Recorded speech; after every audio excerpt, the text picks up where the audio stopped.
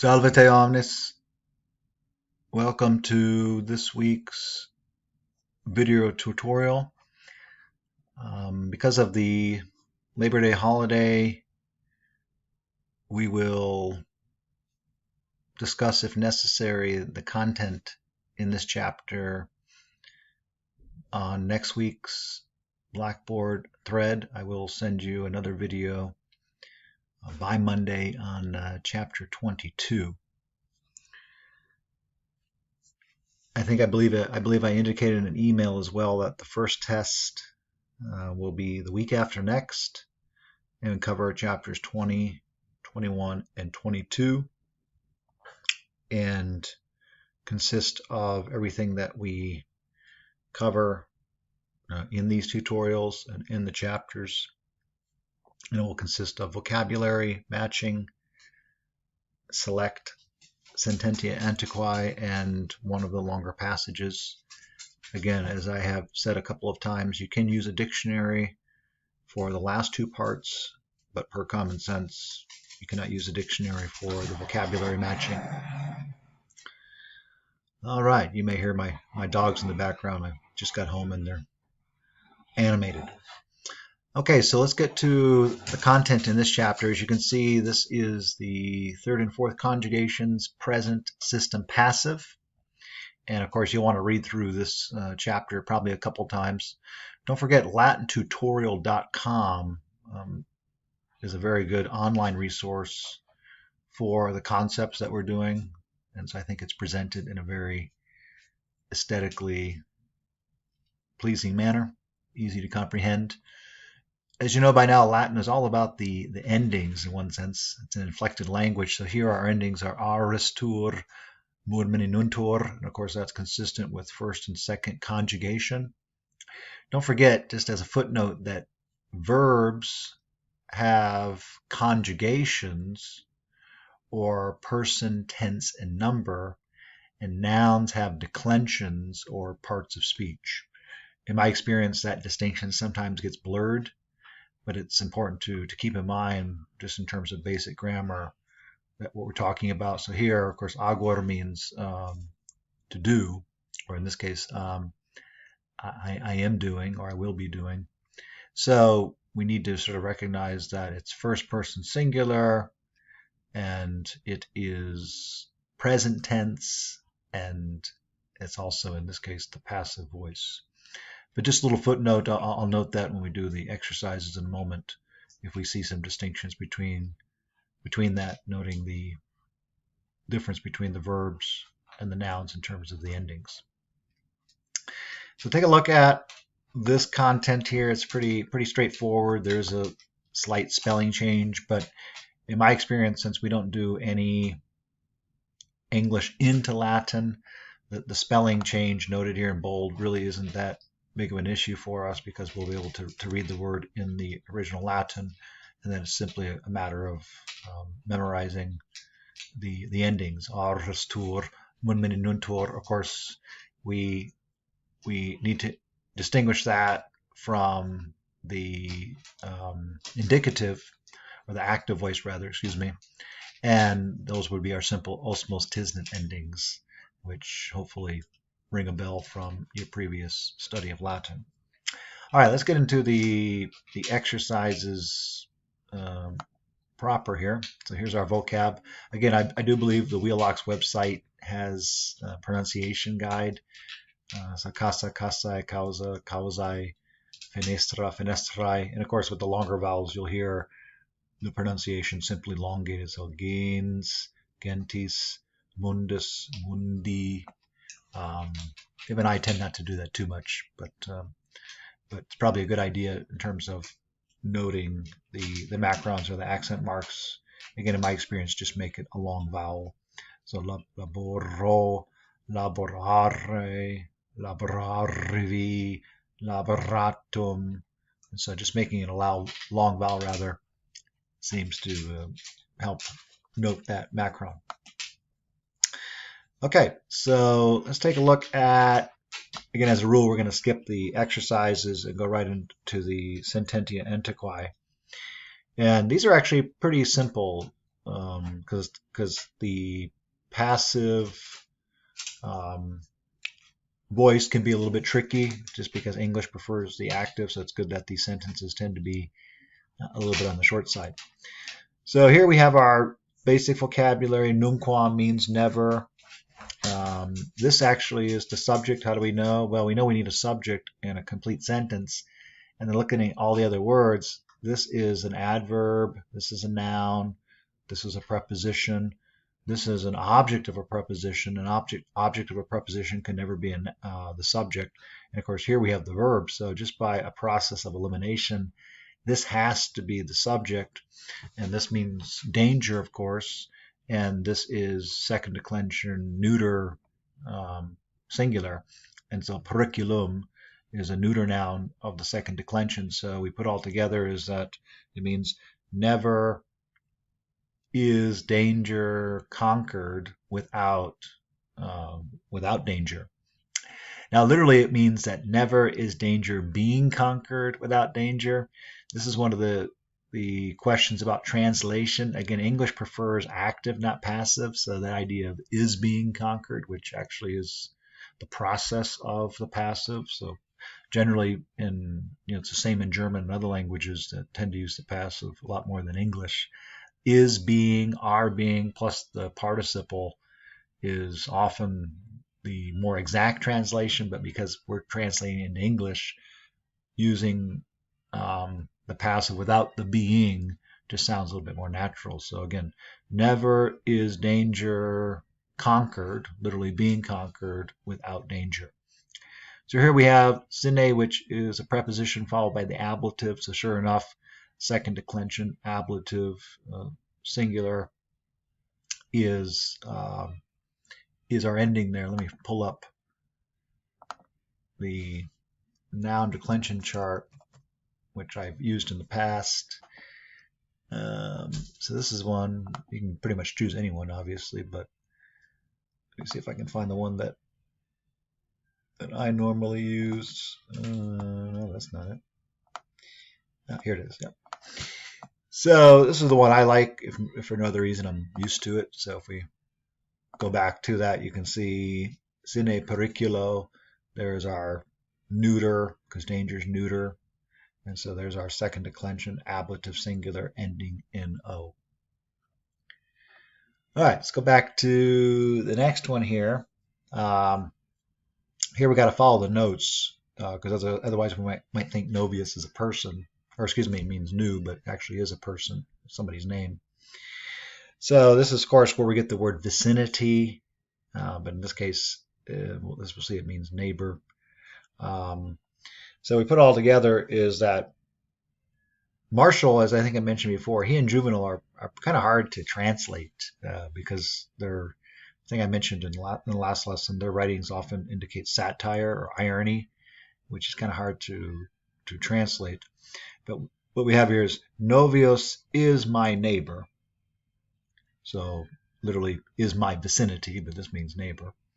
And we know it's referring back to novius because of the masculine ending here. So novius is my neighbor and my right hand.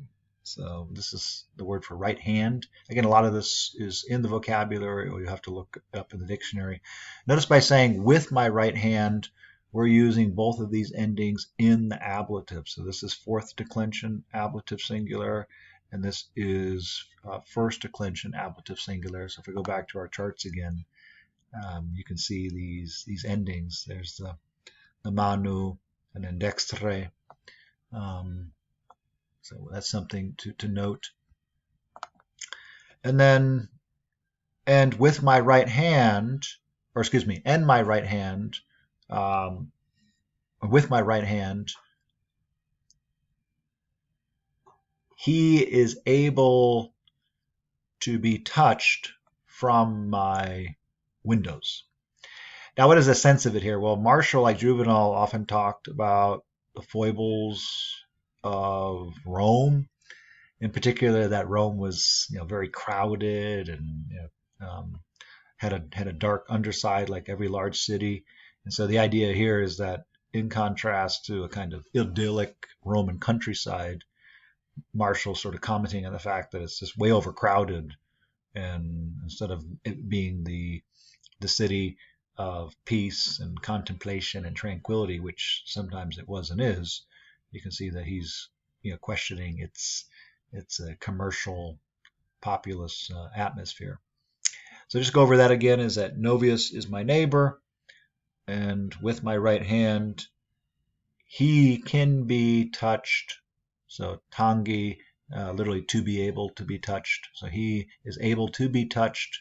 So this is the present perfect infinitive. From, because de means from, and then always followed by the ablative. And a good dictionary should see ablative after dei.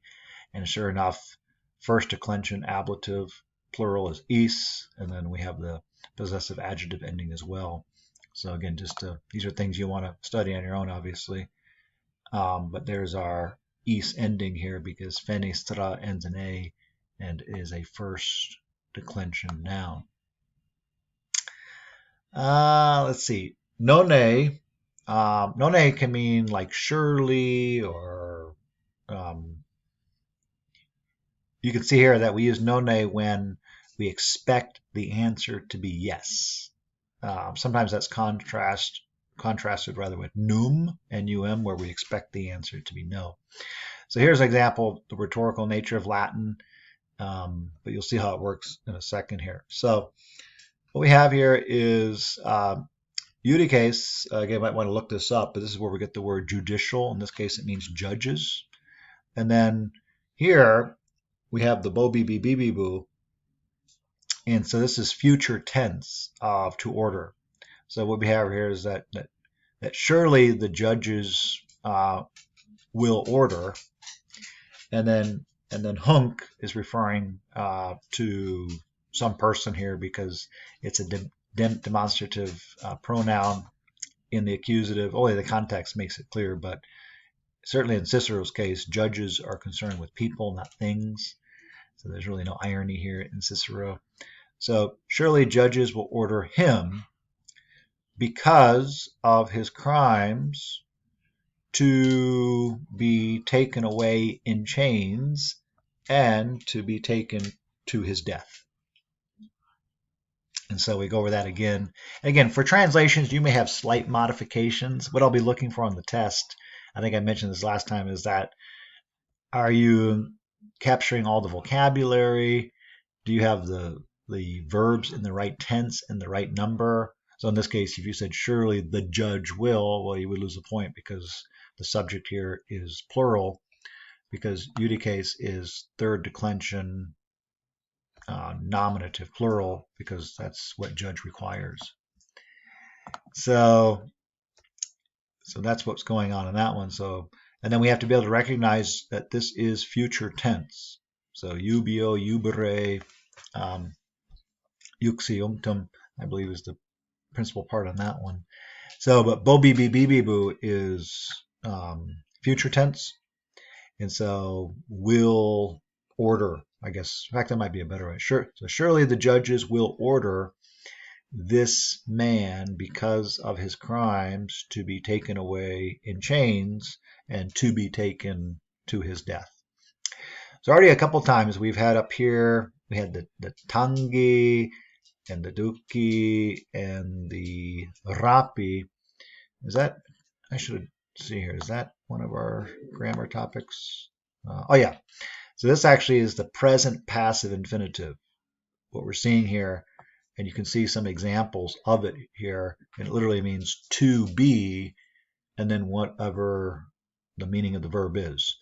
So this is another one where you might want to, take a look at latintutorial.com.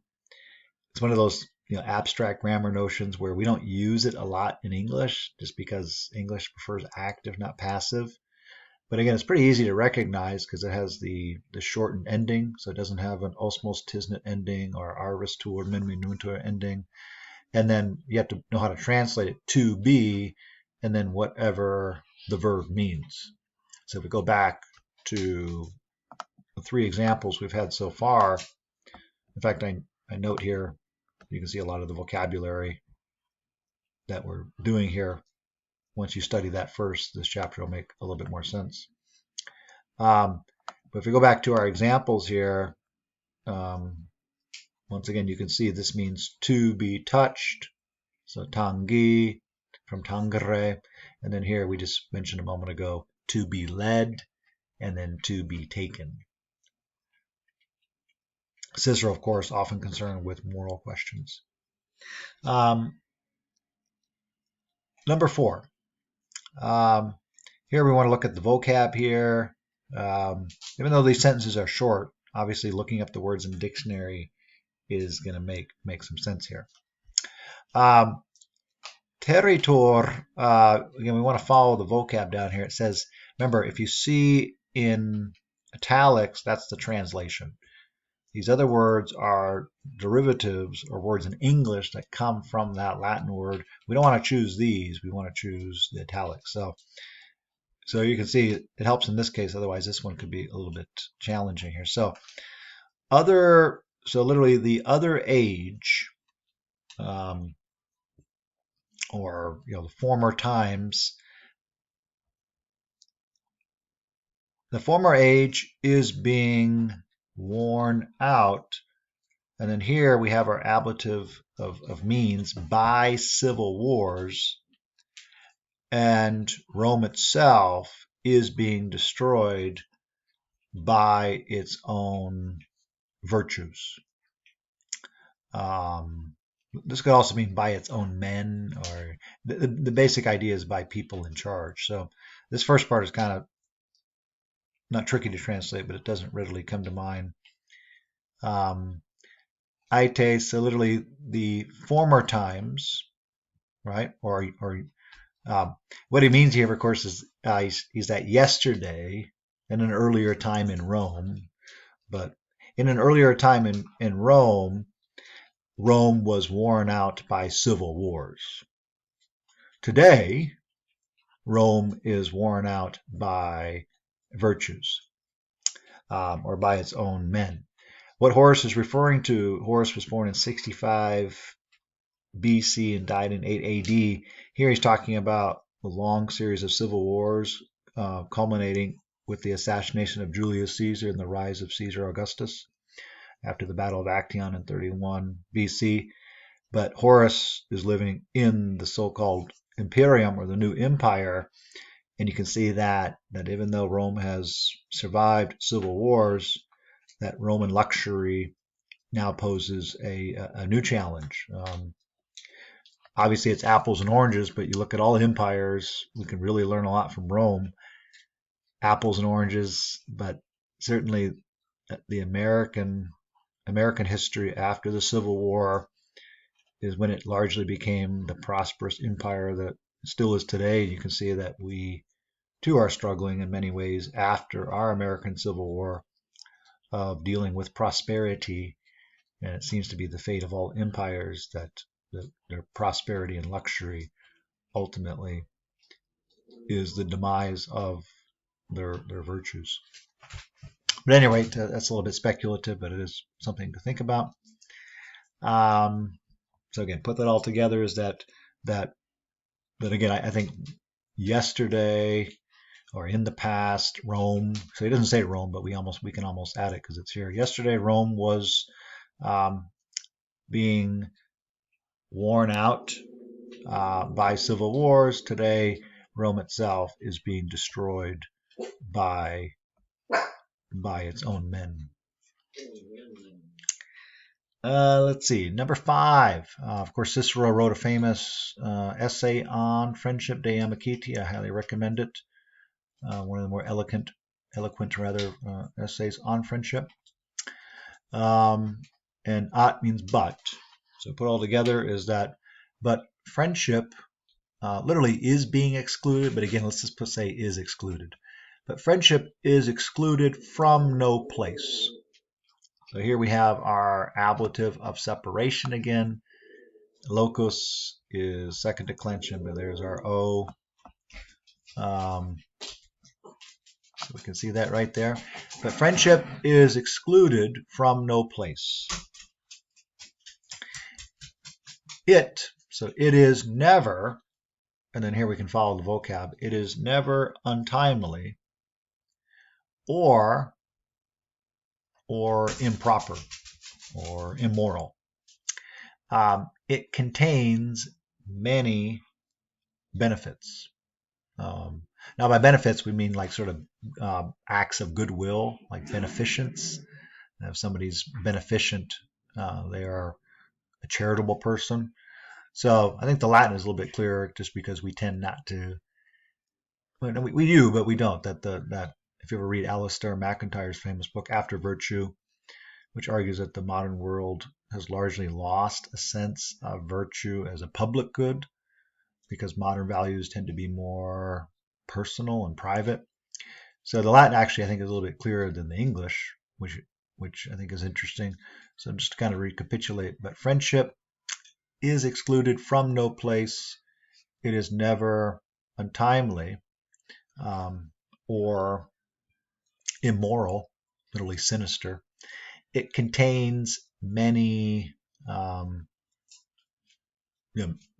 many virtues, I think would be literally many benefits or many good deeds. If you get a benefit from a work, that's normally a kind of good. So it contains many goods. But again, you can look this up in your dictionary and come up with an alternative translation. More Cicero. I think one reason this Wheelock has a lot of Cicero is that Cicero doesn't require a lot of history, because it's philosophy, kind of wisdom sayings, if you will. So they can kind of stand on their own. So you can use his text a little bit easier than some other Roman writers, because other Roman writers require a lot more context and a lot more explanation. For example, Virgil is very difficult to translate. So interesting enough, we don't have a lot of Virgil in this book, although I think we do actually, believe it or not, here. But generally, Virgil is Rome's greatest literary writer in many respects, but the fact that he's not often in this book, I think, is indicative of the fact that his Latin is harder to translate. Two, it requires a lot of context, which may not be suited for learning Latin, at the undergraduate level. So here we have futura, and it's talking about future. But here it's kind of like here, I mean, literally that the future. But notice it's in the plural. So the futures are not able to be known. So future times are not able to be known. So this is kind of interesting because it amplifies a lot of the grammar in this chapter. First thing we have to recognize is we have to find a subject. And so we only have 4 words here. Well, this is the present passive infinitive, which we noted a little while ago. So since it's a verb, it can't be a subject, because a subject needs to be a noun. And you can probably hear the dogs are fighting over their chewies. Yeah? And then here, this is just a word of negation, not. And then here we have another verb, so the only word left is here. But the main verb is in the plural, so that's why we need to come up with the futures. But again, that sounds a little bit weird. So the idea here is that future times are not able to be known. What does he mean by that? Well, like Horace, carpe diem, seize the day, is a lot of times we procrastinate or we delay, or in Cicero's case, we have lots of challenges to our republic, and if we ignore them, we simply have our head in the sand. They're not going to go away, so we better focus on what we know now and don't depend on some future or future people to fix the mistakes of the present. This, of course, is where we get the word science. So skio is where we get the word science. Notice he, of course, is using it not in the modern methodological sense, but rather just general knowing of human consciousness between right and wrong and truth and falsehood. So the futures or future times are not able to be known. This is interesting. This is, I believe, from Cicero's De Natura Deorum on the nature of the gods. Of course, in the Bible, it says in principio, in the beginning.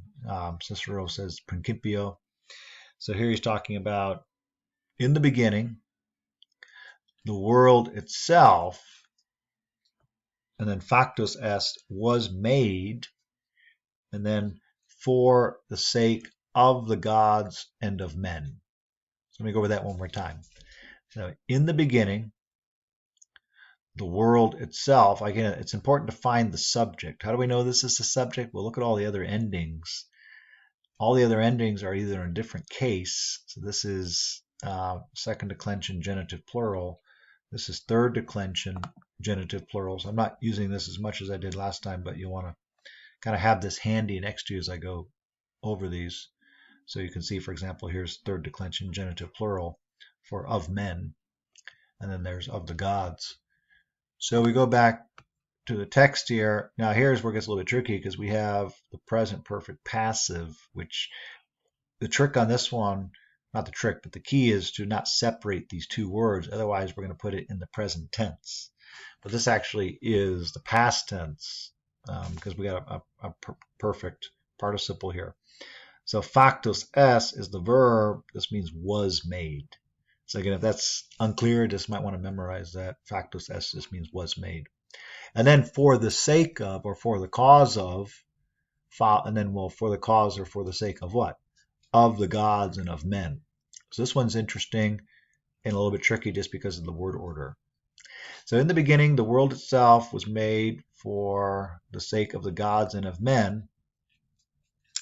And those things which are in it, or that which, those things which are in it. So this is a little bit tricky because we have to say, and those things which.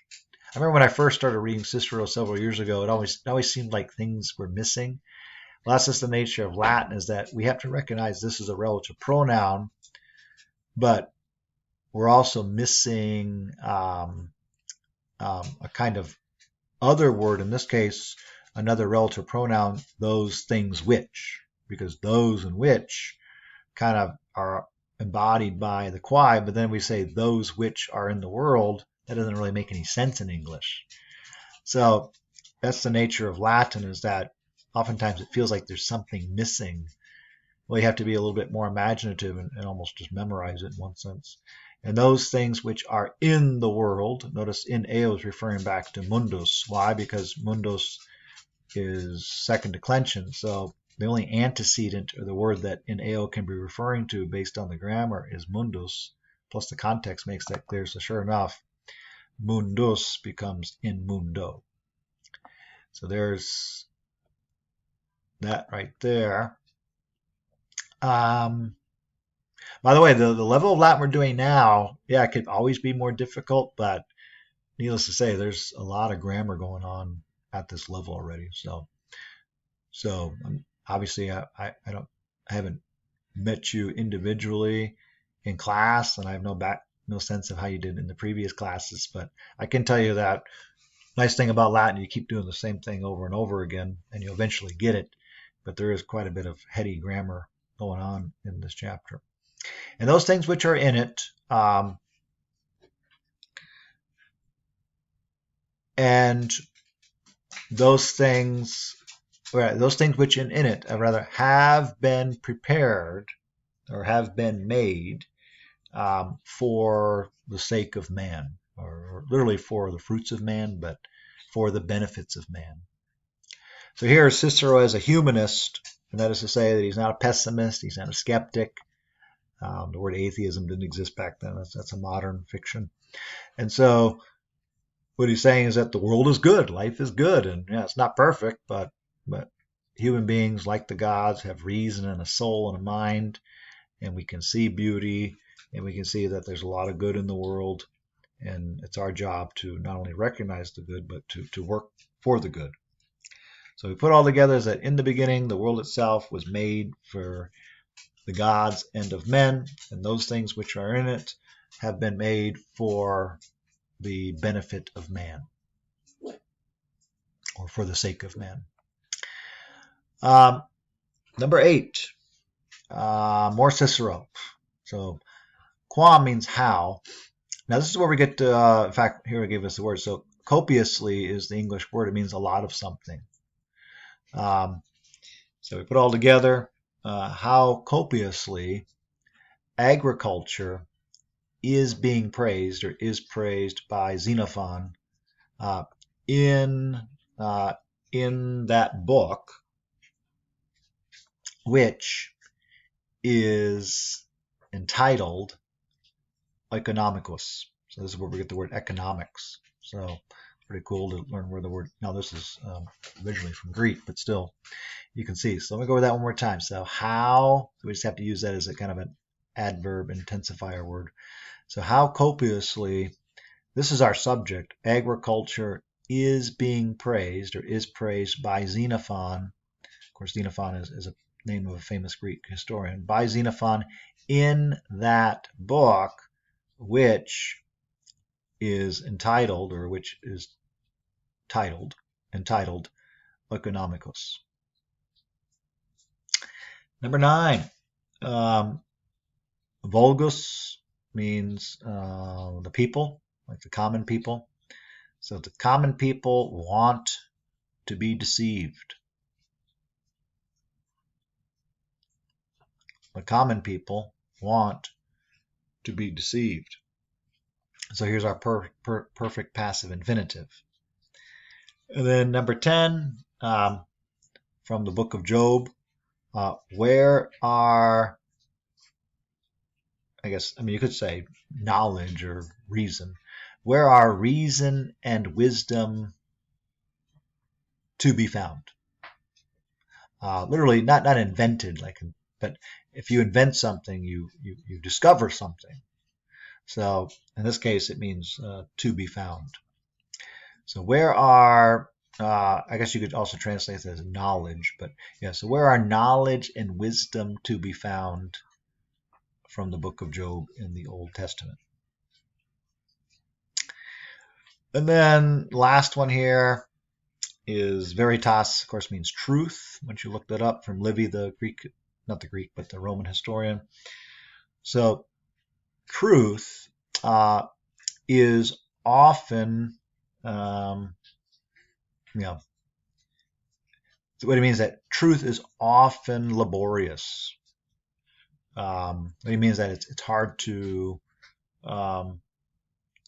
it's hard to find the truth, and it's hard to maintain the truth, but it is never extinguished. So truth is a lot of work.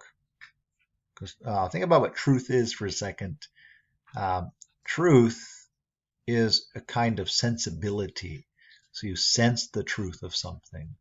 It's kind of a misnomer in language if you study great thinkers or just the history of languages, certainly Western languages such as Greek, Latin, and German, the like, that you don't really know the truth. And if you do know it, you know it with a kind of inner sense, not a kind of empirical, sense-driven knowledge that we often associate with the applied sciences. So again, we'll have to kind of leave it at that. But if we go look at the Bible or religion, for example, truth clearly is not an object of our senses, our bodily senses, but a kind of inner light or insight into the moral nature of things. And yet, when you look at the world, the moral nature of things seems, very, very difficult to bring about. It's very laborious, but it still exists, even though it doesn't exist clearly and as often as we would like. All right, so that's a lot. Actually, I said earlier this was a fairly straightforward chapter. It's actually quite a lot of grammar.